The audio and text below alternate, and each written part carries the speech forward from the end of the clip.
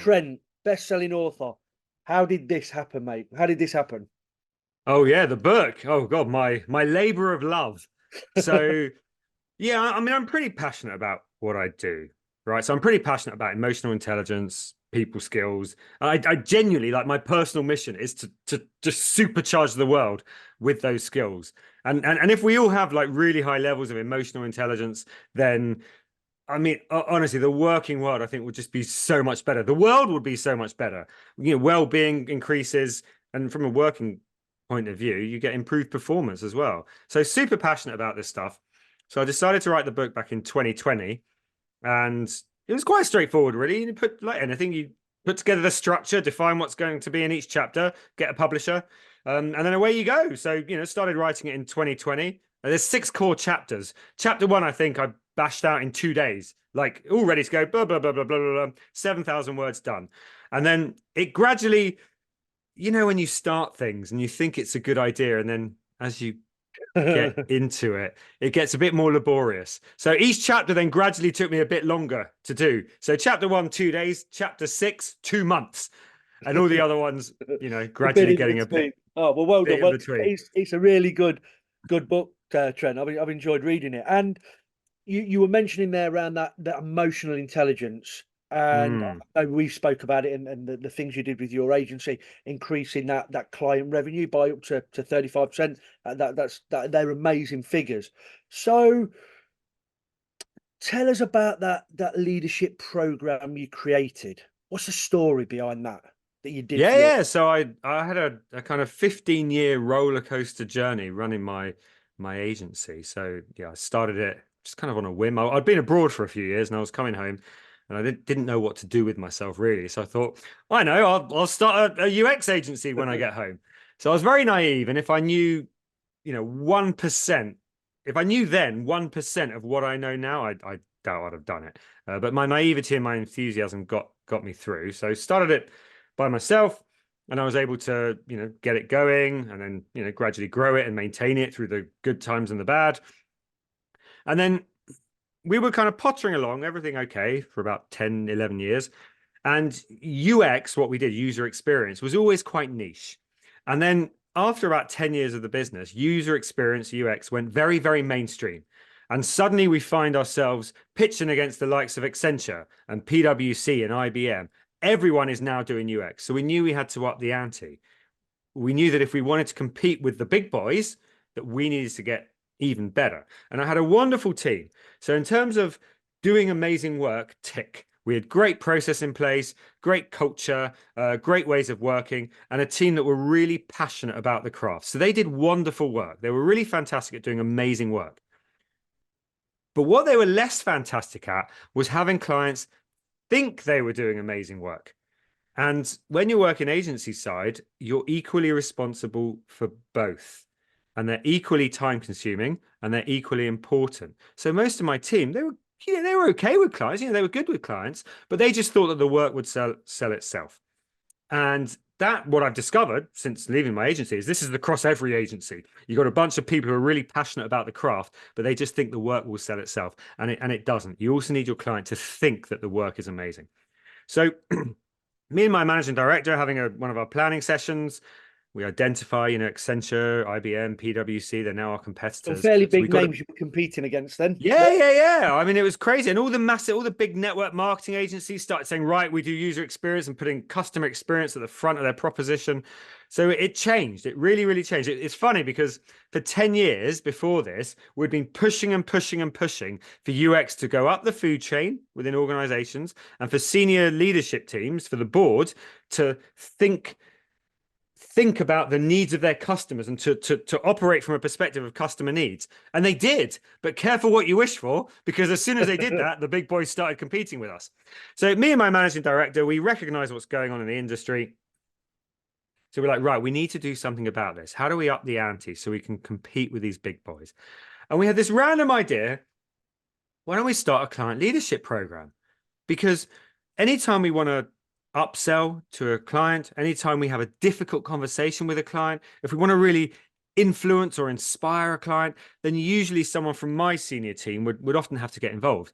So we thought, yeah, we could maybe do this. Seems like a lot of work. So we were umming and ahhing about whether to do it. And literally the next day, something happened, which was the clincher of like, okay, we A need some pivotal moment. pivotal moment. One of my delivery teams had a big client meeting. They went in, they did it. They came back, and I was chatting to the main person from it. And they were like, yeah, great meeting. Client's super happy. They love the work that we've done. They've signed it off. They've signed off us progressing to the next stage. So like big budget, all good. We just need to spend the rest of this week doing some rework on the things that we've done, a few bits and bobs, and then we'll be good to go next week. And I said, hold on. Are you telling me that you've gone in and agreed for 4 people to do non-billable work for the next week? And they were like, yeah, but it's no problem. The client's really happy. We've got sign off for the next stage. And it was at that moment that I knew we needed this client leadership program, because Let's you've just got sign off 16 grand of revenue for free. yeah, well, more than that. Yeah, and it's, you get 2 of those a month, and that's your profit gone that month. And so, again, really great people who want to do really great work for clients, but don't necessarily have the commercial acumen or the confidence or the capabilities to be able to stand up to clients in those situations and say, let's come up with a win-win here. Yeah. So you, Mr. Client or Mrs. Client, you need this outcome. For us, doing unbillable work for a week doesn't work. And let me explain to you why. Because your client doesn't think about this stuff. Of course not. They just need the outcome. So you say, right, let's come up with a win-win here. How do we make this work so you get what you need and we're not like burning through 20 grand's worth of billable time for free? So we started this client leadership program then to try and give everyone these skills to have those difficult conversations so you can come up with win-win outcomes, to be able to influence stakeholders, to be able to inspire clients, get work signed off more quickly. And it worked. It was, I think, so I ran my agency for 15 years, and when you're running it, you never feel like you're winning, right? It just feels like a litany of failures, one after the other. Treadmill, you've got to keep running on. Yeah, and you're just chugging away. And I think in my time running the business, there were probably 3 things that I can look back and say were really successful, and a litany of failures on the other side. And one of those really successful things was this client leadership program. So we launched it, kind of making it up as we were going along at the time. And we said, every Friday morning, 9 to 9:30, you have to be in the office. It's pre-COVID. You have to be in the office, and you have to be at this skill session. Everyone in the business. You cannot have a new business pitch. You cannot have a client meeting. You cannot be doing work with a client. You cannot be running research, because we did a lot of research. Basically, you are either, if you're not here, you're on holiday, you're sick, or you're dead. Those are your 3 options for missing Seems it. reasonable. And if you're not here, someone would check in. Why were you not there? And if you're late, what's going on? Why are you late? And me and my leadership team had to follow these rules as well. We had to be there, and it worked. It was bonkers successful. So the first thing that worked was revenue. So the following financial year, we saw a 35% uplift in revenue from our accounts, which was obviously just game-changing, just astonishing. People were able to sell in their work better. They were able to get work signed off more quickly, and therefore, move forward with the next steps, more work. There was less unbillable time. Projects were running more efficiently. And of course, we were doing more upsells, because we were doing great work, but now we were having clients really, really believe in it, really think that we were doing great work. But it was so much more than just that revenue. So we had a nice culture, right? We're 30 odd people, and in a smallish business, as long as the founder isn't an asshole, you're generally gonna have a good culture. Trent. Which you're not, so that's good. Let's see. Who knows? No one thinks they're an arsehole, right? There's not a single arsehole out there who would actually say I'm an arsehole.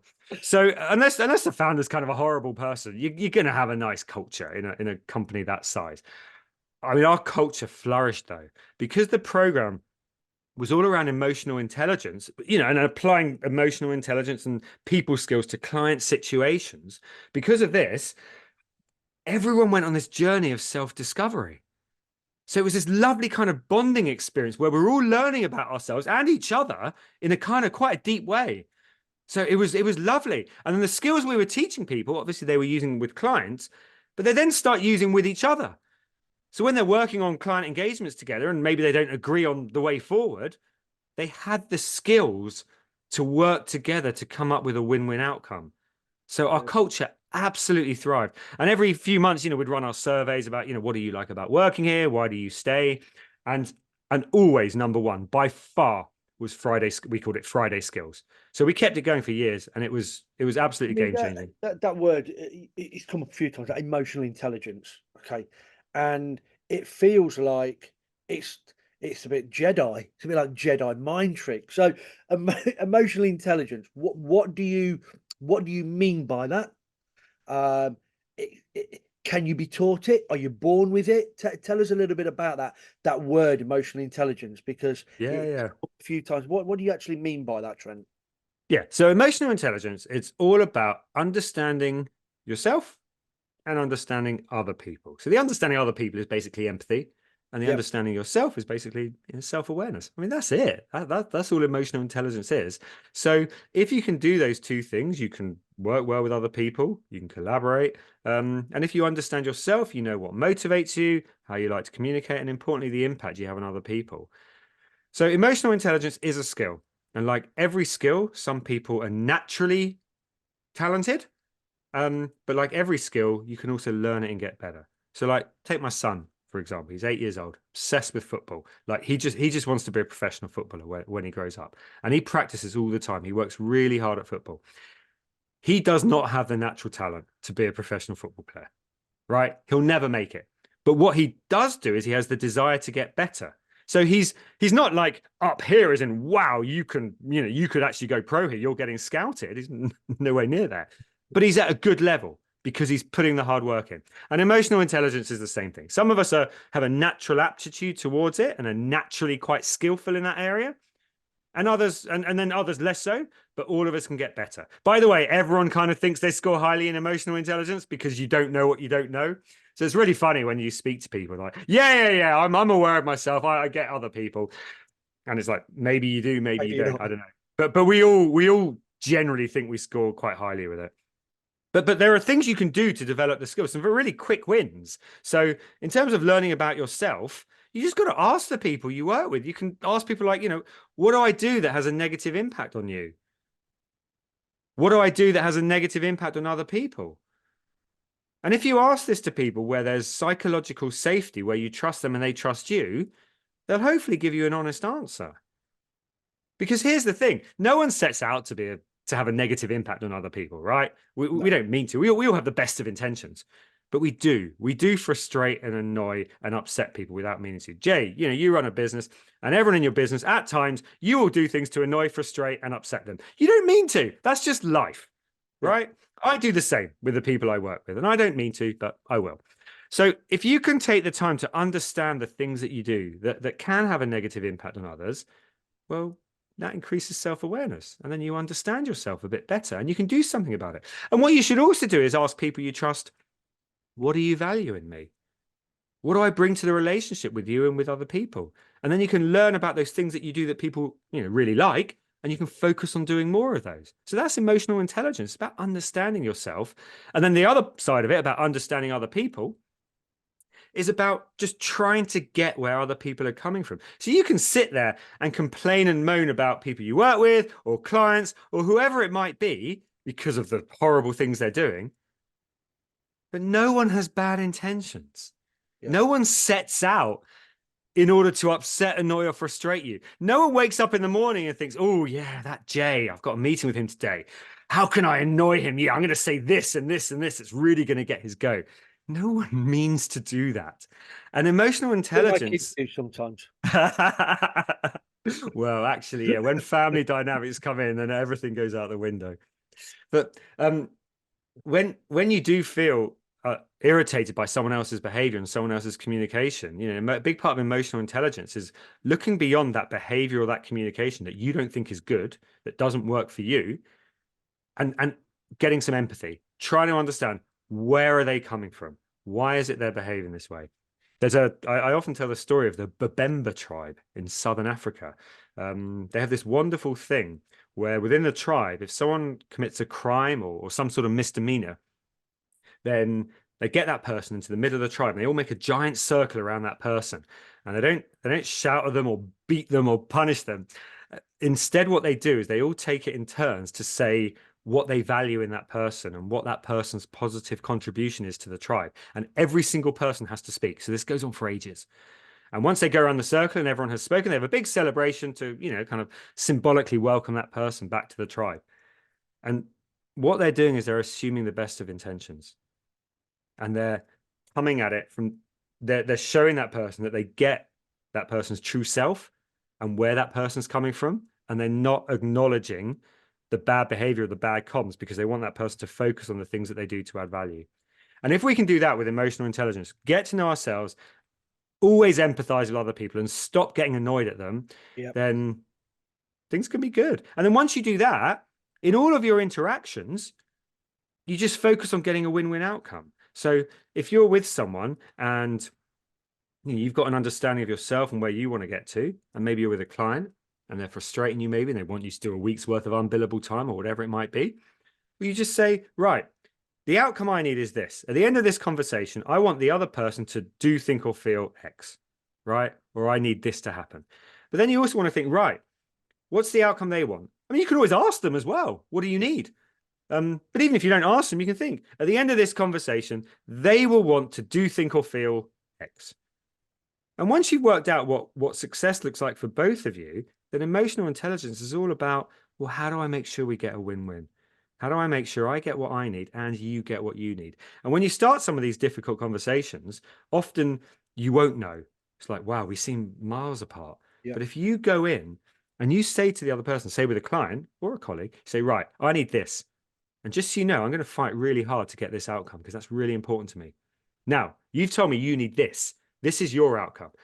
I'm also going to fight for that outcome. I'm going to fight 50-50 equally for me to win and for you to win. And I want you to know that in this conversation. And if you start your conversations with a comment like that, albeit, phrase it however makes sense to you, what works for you, it's game changing, because the other person knows, well, I've got to make sure they win because they're going to fight for themselves. But I also know that they're looking out for me and they're looking out for what I need. That is when you put it like that, it seems quite obvious, doesn't it? But actually having the confidence to have that conversation, to take yourself, I guess, out of your comfort zone and have those, which could be difficult at first with clients, especially, to say, look, this is what we need, but I appreciate you might need this. I can see why that would be really challenging. But that Friday, did you just coach people every Friday? Did you rehearse? Did you do role play type settings to get people to practice doing a whole bunch. It's a whole bunch of stuff. So we had a big training business as part of the agency, so we knew all about training. We did quite a bit of kind of transformation and cultural change work with clients. So, and then I've got quite a background in coaching and people skills. So all of those together meant we could do something that was quite good, which meant that it ended up working quite well. So yeah, it was just kind of topics around difficult conversations, how to build up rapport, how to influence clients, how to act in line with our core behaviors, because we had some defined behaviors of how we wanted people to be with clients. And then we just did all sorts of interactive activities. And the other thing that we did to support it is we then created like internal decks and posters and various other things and little stands that would go on the desks to keep this stuff alive. So we had our defined behaviors that we wanted people to do, and we did quite a lot of work around those to say that, we want you to behave this way. This is what being a leader to your clients looks like. So we got everyone to design posters. So I think we had 8 behaviors. So we had 8 sessions where people were talking about each behavior, what it meant to them, how they could implement it, and then to design posters. And so then, we all voted on which ones we liked. And we got the 8 posters then professionally made and put up around the office. We used to have little checklists on like tiny checklists on a stand on the pods to remind people of some of the stuff. So it wasn't just that we were running these workshops, these interactive workshops, but we were documenting it and reminding people of it like everywhere. So there was like really powerful, a full embrace of the agency to take this on board.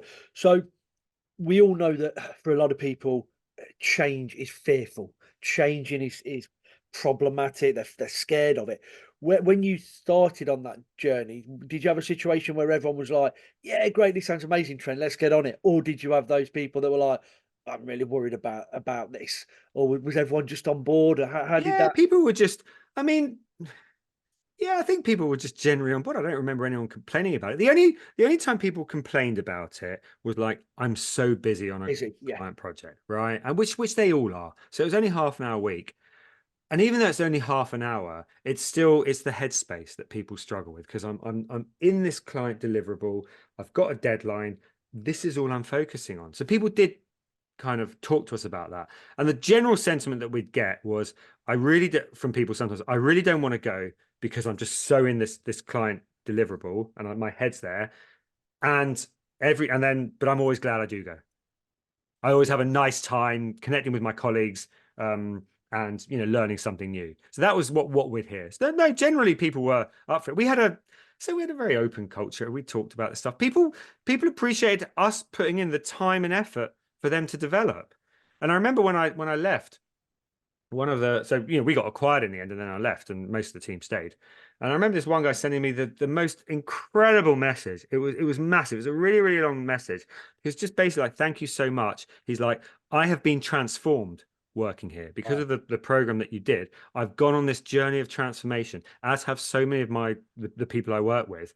And it's helped me be better with clients, but it's also helped me be a better human being in terms of how I work with people and in my personal life." And we were getting all these stories that from people in their personal lives of when they were using these skills. We did quite a bit about presentation skills. And there's this one girl on my team who was awesome. She's a project manager, absolutely brilliant. But she couldn't do a presentation. She'd never done one in like 20 odd years.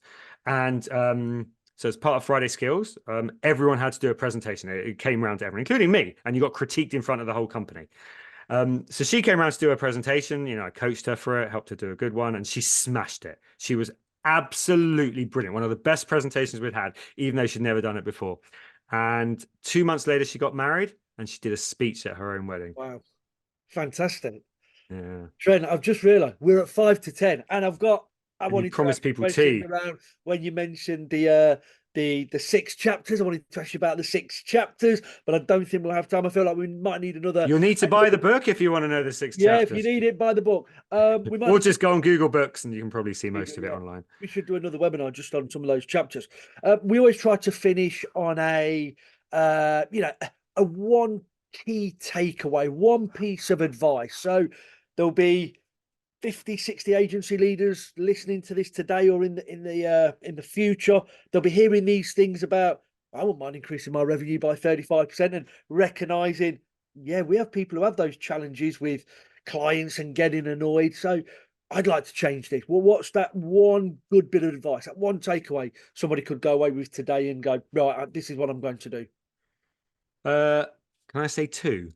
I know Oh, I'll be go on then. quick No, because you it's can do, you can 9:55. do, So, because it's I mean, the neutral. one takeaway tied into the stuff I'm talking about is, our agency leaders, we often like shiny new things. So agency leaders, we're often going after the new biz, right? The new clients, sending out proposals, pitching. That's what we enjoy often as agency leaders. Um, if you just took the time to invest in your team and get everyone to be a superstar with clients, you can grow your business. And that is really solid foundations on which you build your business up.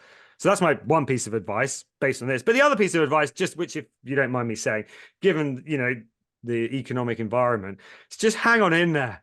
Like this happens, right? We've had post-COVID bounce and we had really good times. I remember 2008, the financial crisis. God, that was awful. We had a terrible 2017, our worst year in history. You have ups and downs. That's life. So just hang on in there. If you're surviving through this economic environment, then you are succeeding. So don't worry about thriving and about making your agency double or triple in revenue and get massive profit. Just keep going through the difficult times and celebrate yourself for doing so. Trent, that is really, really good advice, because I don't think we do celebrate ourselves enough. We have all these KPIs flying around. I am guilty of flying these KPIs around, and sometimes they can make you feel a little bit, why am I not achieving that? And I say to a lot of my agency leaders, listen, if it was easy, everybody would be doing it.